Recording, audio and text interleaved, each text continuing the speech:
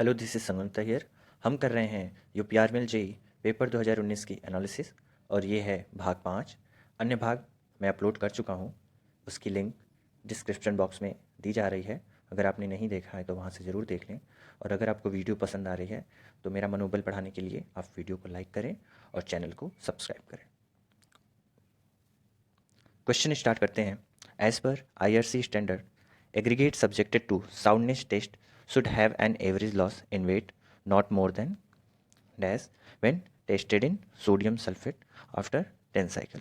Okay, ये पूछ रहा है कि साउंडनेस टेस्ट करते समय हम एग्रीगेट सैंपल को अगर सोडियम सल्फेट के साथ टेस्ट करें तो उसमें वेट में कितना लॉस होना चाहिए, मैक्सिमम लॉस। ओके, यानी कितने से ज़्यादा लॉस नहीं होना चाहिए, तो वो होता है 12%। अब हम ये जान लेते हैं कि हम लोग साउंडनेस टेस्ट करते क्यों हैं। तो साउंडनेस टेस्ट करने का रीज़न ये है, उससे हमें पता चलता है हमारी एग्रीगेट की ड्यूरेबिलिटी और हमारा एग्रीगेट मौसम परिवर्तन के खिलाफ कितना ज़्यादा रेसिस्टेंट है, ये हमें पता चलता है साउंडनेस टेस्ट से। ओके, अब मैं एक और पॉइंट यहाँ पे ऐड करता हूँ। अगर आप मैग्नीशियम सल्फेट में यही टेस्ट करते हैं तो उसके लिए जो आपकी वैल्यू होगी वो 18% से ज़्यादा नहीं होनी चाहिए। वेट में लॉस की वैल्यू 18% से ज़्यादा नहीं होनी चाहिए। Now we move to the next question. Question है, the reason for using curve vane over flat vane in a hydraulic turbine is. एक हाइड्रोलिक टरबाइन में कर्व वेन क्यों यूज़ की जाती है as compare to flat vane. तो इस question का हम डिटेल में स्टडी करेंगे। जैसा कि हमने यहाँ पे दो केस लिया है, एक केस है फ्लैट के प्लेट का और दूसरा केस है कर्व प्लेट का। तो हमें क्या करना है, हमें कंपेयर करना है और बताना है कि क्या रीज़न है कि जो कर्व प्लेट है वो हाइड्रोलिक टरबाइन में ज़्यादा यूज़ की जाती है एज़ कम्पेयर टू फ्लैट के। ठीक है, अब हमें क्या करना है, अगर हमें दो चीज़ों में कंपेयर करना होता है तो हम क्या करते हैं, एक ही चीज़ वेरिएबल रहती है, बाकी सारी चीज़ें फिक्स होती हैं।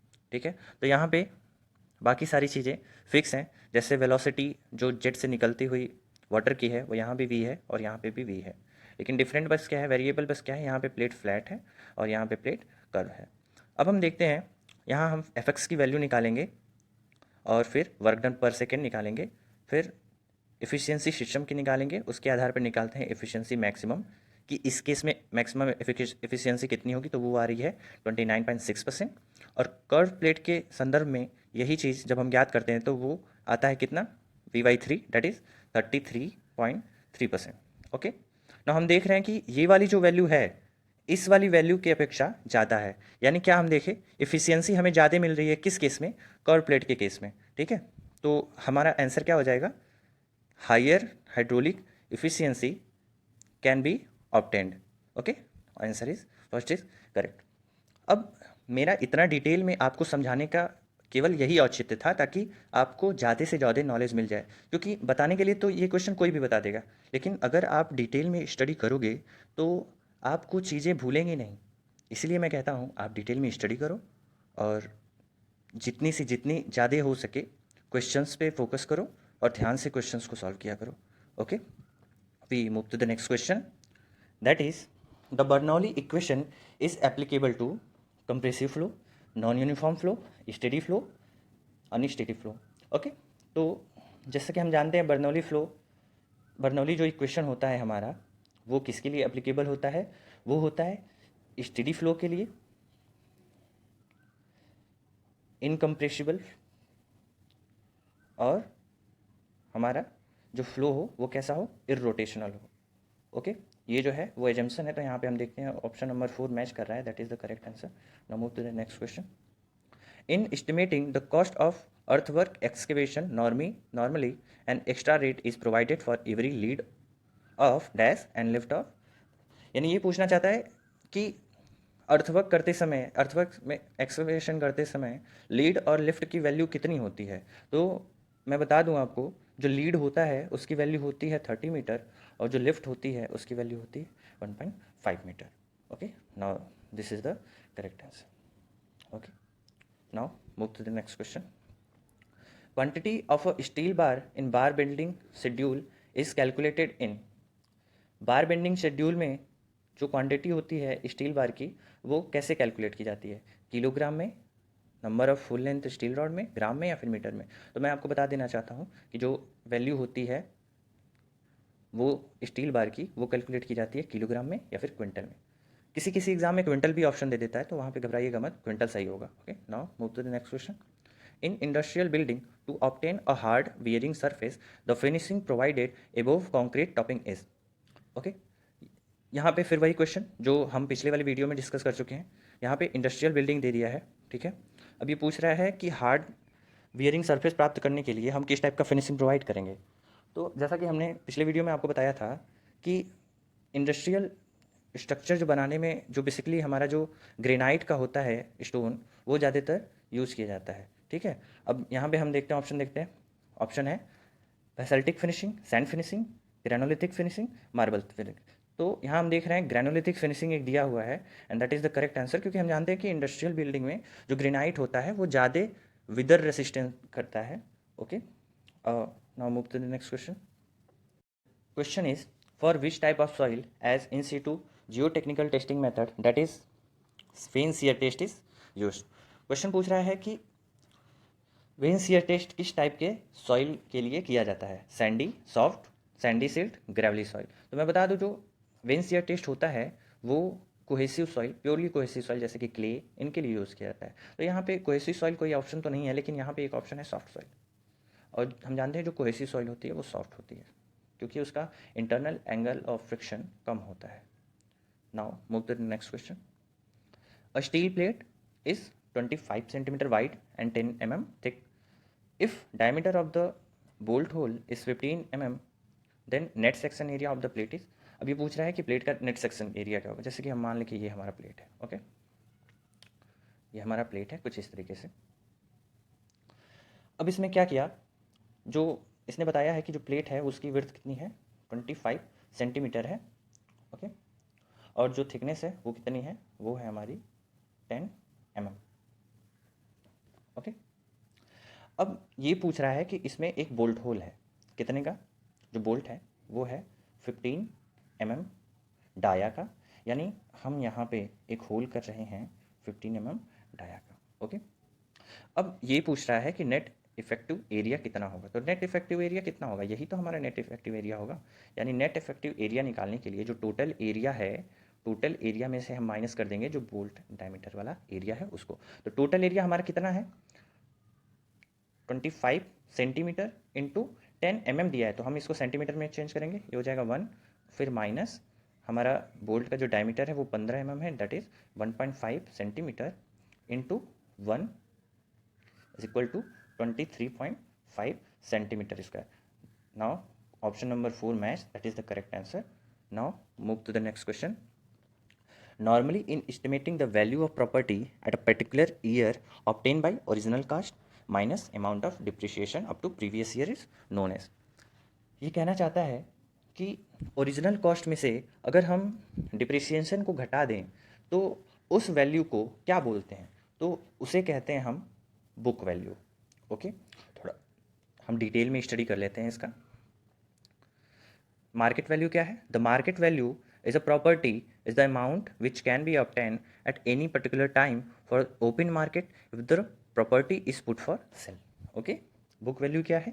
The book value of a property at a particular year is the original cost minus amount of depreciation up to previous year. That is, हमें आंसर मिल गया, यही हमारा क्वेश्चन था। Okay, now move to the next question. When tested by Lee Chatelier method, as per IS, whatever it is, unaerated ordinary rapid hardening cement shall not have an expansion of more than। ये पूछ रहा है ली चैटेलियर method करते समय rapid hardening cement के लिए जो expansion value होती है वो किससे ज़्यादा नहीं होनी चाहिए। तो यहाँ पे हमारे पास एक टेबल है जो मैं डिटेल में आपके लिए लेके आया हूँ। आप इस पूरे टेबल को तैयार कर लें, क्योंकि पिछले जो एग्ज़ाम हुए हैं उनमें इनसे क्वेश्चन पूछे जा चुके हैं, और आने वाले एग्ज़ाम में मैं आई एम डैम श्योर कि इनसे क्वेश्चन आएंगे, ठीक है। तो यहाँ हम जैसे देख लेते हैं, ओपीसी के लिए एक्सपांशन मैक्सिमम कितना होता है, 10 mm, रैपिड हार्डनिंग सीमेंट के लिए 10 mm, लो हीट सीमेंट के लिए 10 mm, पोर्टलैंड पोजलाना के लिए 10 mm और पीएससी के लिए 10 mm। ओके। लेकिन जो 2 वैल्यू होते हैं सुपर सल्फेट और हाई एल्यूमिना के लिए 5 mm। तो आप बस इतना करिएगा, सुपर सल्फेट और हाई एल्यूमिना का याद रखिएगा कि इनके लिए 5 mm होता है, बाकी मैक्सिमम जो सीमेंट होते हैं उनके लिए वैल्यू जो होती है वो 10 mm होती है। नाउ हम आते हैं अपने क्वेश्चन पे। जैसे कि हमने देखा क्वेश्चन में क्या पूछा है कि सीमेंट के बारे में पूछा था, सीमेंट के बारे में पूछा था ordinary rapid hardening cement, that is 10 mm is the correct answer. Okay, now move to the next question. The question is in estimation the quantities of the following item are same is. पूछना चाहता है कि estimation में निम्नलिखित items में से किन की क्वांटिटीज़ सेम होती हैं। ठीक है, तो हम देखते हैं। Painting for fully panelled door and partially glazed, damp proof course, plinth wall, wood work, painting on wood work, plastering, white washing.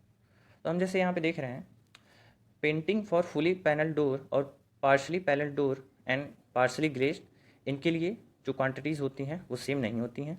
DPC metre square में होता है और plinth wall generally metre cube में मेजर की जाती है, ये भी नहीं हो सकता। Woodwork and painting on woodwork, अब वुडवर्क हमें नहीं पता है वुडवर्क किस टाइप का है। जैसे कि किसी दरवाजे में अगर वुडवर्क होता है, दरवाजे की चौखट बनती है तो वो मीटर क्यूब में मेजरमेंट किया जाता है उसका, लेकिन जो दरवाजे का जो पल्ला होता है, जो पैनल होता है, उसका मीटर स्क्वायर में मेजरमेंट किया जाता है। लेकिन जो पेंटिंग होती है उसका केवल मीटर स्क्वायर में मेजरमेंट किया जाता है, इसलिए ये भी आंसर सेम नहीं हो सकता। अब हम देखते हैं प्लास्टरिंग और वाइट वॉशिंग। तो जाहिर सी बात है ये दोनों जो हैं वो केवल मीटर स्क्वायर में मेजरमेंट किए जाते हैं, यानी हमारा आंसर क्या हो गया, fourth option. Now move to the next question. The value of run off coefficient C for bituminous and cement concrete pavement lies between. ये पूछना चाहता है कि बिटुमिनस और सीमेंट कॉन्क्रीट पेवमेंट के लिए रन ऑफ कोफिशिएंट की वैल्यू कितने से कितने तक लाई करती है। तो जैसा कि हम जानते हैं कि हमारा जो सरफेस है, उस अगर हमें हमारा सरफेस का किसी का भी जैसे डिपेंड करता है रीजन पे, बेसिकली जो रन ऑफ कोफिशिएंट होता है वो डिपेंड करता है रीजन पे कि हमारा रीजन कैसा है। तो अगर हमारा रीजन बहुत ही ज़्यादा इम्परवियस होगा तो जो हमारा रन ऑफ कोफिशिएंट होगा उसकी वैल्यू उतनी ही ज़्यादा होगी। मैं बता दूं रन ऑफ कोफिशिएंट की वैल्यू लाई करती है 0 से 1 के बीच में। ओके, तो अगर जैसे हम देखें बिटुमिनस और सीमेंट कॉन्क्रीट पेवमेंट, ये क्या है, ये बहुत ही रिलेटिवली ज़्यादा इम्परवियस स्ट्रेटम है। तो इनके लिए जो वैल्यू होती है वो होती है 0.8 और 0.9 के बीच में। ठीक है, now move to the next question. Which of the following is not a precaution to be adopted for concreting in sub zero condition. ये पूछना चाहता है कि निम्नलिखित में से कौन सा ऐसा प्रिकॉशन है जो सब जीरो कंडीशन में नहीं अडॉप्ट किया जाता है। सब जीरो कंडीशन का मतलब है कि बहुत ही ज़्यादा लो टेम्परेचर में। ऑप्शंस देख लेते हैं। Use of air entraining agent, इनका यूज़ हम करते हैं। ठीक है, इनका यूज़ क्यों करते हैं, क्योंकि ये फ्रीजिंग और थेविंग को रोकते हैं हमारे बहुत ठंडे प्रदेशों में। Admixture of anti freezing material, obviously इनका यूज़ हम करेंगे ठंडे प्रदेशों में ताकि हमारा जो पानी है वो फ्रीज ना करे। इलेक्ट्रिक हीटिंग ऑफ कंक्रीट मास, जो हमारा ग्रीन कंक्रीट होता है उसको हम इलेक्ट्रिक हीटिंग करते हैं ताकि वो गर्म रहे। ठीक है। Sprinkling of water over aggregate, नहीं ये नहीं करते, ये तो हम गर्म प्रदेशों में करते हैं। तो हमारा क्या सुटेबल आंसर हो गया, फोर्थ आंसर। ठीक है, now move to the next question. Settling and sewage in the presence of excess oxygen. Oxygen की अधिकता में जो हमारा सेटलिंग होता है सीवेज का, उसको क्या बोलते हैं, तो उसे हम बोलते हैं activated sludge. Now move to the next question. The over consolidation ratio for normal consolidated soil is. ये पूछना चाहता है नॉर्मल कंसोलिडेटेड सॉइल के लिए ओवर कंसोलिडेशन रेशियो कितना होता है। तो मैं बता दूं जो ओवर कंसोलिडेशन रेशियो होता है दैट इज़ OCR, किसके लिए, नॉर्मल के लिए, वो होता है 1। ओके, नाउ अब हम जान लेते हैं कि OCR क्या होता है। तो ओवर कंसोलिडेशन रेशियो ये बताता है कि हमारे जो सॉइल है उसने पास्ट में मैक्सिमम कितना लोड झेला है और प्रेजेंट में उस पर मैक्सिमम कितना लोड है, उसका जो रेशियो होता है वो बताता है हमारा over consolidation ratio. Now move to the next question. Transport medium of aeolian soil deposit is. ये पूछना चाहता है एओलियन सॉइल डिपॉजिट्स के लिए ट्रांसपोर्ट मीडियम क्या होता है। तो एओलियन सॉइल डिपॉजिट के लिए ट्रांसपोर्ट मीडियम होता है वाइन। ओके, वाटर के कारण जो सॉइल डिपॉजिट ट्रांसपोर्ट होता है उसको क्या बोलते हैं हम लोग, उसको बोलते हैं हम लोग जलोढ़ मृदा या फिर इसे क्या बोलते हैं, एलुवियल सॉइल। ग्लेशियर के कारण ड्रिफ्ट, और नेचुरल स्लोप या फिर ग्रेविटी के कारण talus. Okay, now move to the next question, that is which of the following type of turbine has the degree of reaction equal to 0। निम्नलिखित में से किस टाइप के टर्बाइन में डिग्री ऑफ रिएक्शन जो होता है वो 0 होता है। तो जैसा हम जानते हैं कि पेल्टन जो टर्बाइन होता है वो रिएक्शन टर्बाइन नहीं है, वो क्या है, वो एक टेंजेंशियल फ्लो इम्पल्स टर्बाइन है, इसलिए this is the correct answer. बाकी जो टर्बाइन यहाँ पे आप देख रहे हैं वो उदाहरण हैं रिएक्शन टर्बाइन के। Now move to the next question, when tested by Vicat apparatus as per whatever it is, initial setting time for low heat cement is not less than। ये पूछना चाहता है अगर हम विकार्ट apparatus से टेस्ट कर रहे होते हैं तो जो इनिशियल सेटिंग टाइम होता है लो हीट सीमेंट के लिए वो किससे कम नहीं होना चाहिए, तो वो 60 मिनट से कम नहीं होना चाहिए। जनरली अगर हम ओपीसी के लिए बात करें तो ओपीसी के लिए कितने से कम नहीं होना चाहिए, उसके लिए 30 मिनट से कम नहीं होना चाहिए। Okay, now move to the next question, which of the following is not a character of real fluid. अब हम रियल फ्लूइड देखते हैं, जो रियल फ्लूइड के कौन से कैरेक्टर नहीं है। तो रियल फ्लूइड में विस्कोसिटी होती है, हाँ होती है। सरफेस टेंशन होता है, हाँ। कंप्रेसिबिलिटी होती है, हाँ। इनकम्प्रेसिबिलिटी नहीं, ये नहीं होती है। इनकम्प्रेसिबिलिटी जो होता है वो रियल फ्लूइड का कैरेक्टरिस्टिक नहीं है, ये एक आइडियल फ्लूइड का कैरेक्टरिस्टिक है। जैसे आइडियल फ्लूइड के कौन कौन सी विशेषताएं होती हैं, नॉन विस्कस होता है, सरफेस टेंशन 0 होता है, इनकम्प्रेसिबल होता है। तो हमारा 101 क्वेश्चन का आंसर हो गया 4th। Now move to the next question, the sign of decay appearing in form of yellow और रेड टिंट और discolouration of over matured tree is called. ठीक है, ये पूछ रहा है कि जो ट्री में येलो और रेड टिंट दिखती हैं, और या फिर अगर हमारा ट्री ओवर मेच्योर हो तो वो कैसा हो जाता है, डिसकलराइजेशन हो जाता है, उसमें उसका रंग बहुत भद्दा लगने लगता है, रंग उड़ जाता है उसका।